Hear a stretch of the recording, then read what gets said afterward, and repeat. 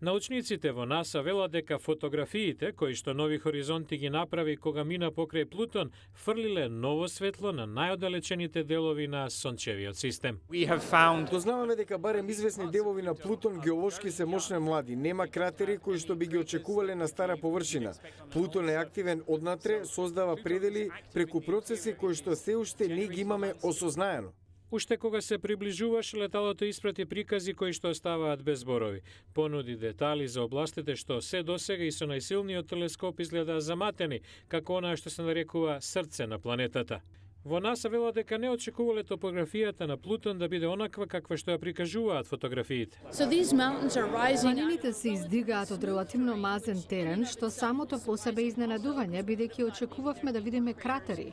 А со фактот дека планините се високи приближно 3400 метри, сето ова е големо изненадување. Научниците предвидуваат дека ќе им биде потребна преку една година темелно да ги проучат сите прикази, но дури и првите испратени фотографии веќе ги променија досегашните концепции за Плутон. И фотографиите од најголемата месечина на Плутон шаром предизвика изненадување во научниот свет. Нема доволно кратери, мора да е активна. Овој малечок свет, голем колку Тексас, има тектонски настанати кањони подолги од големиот кањон.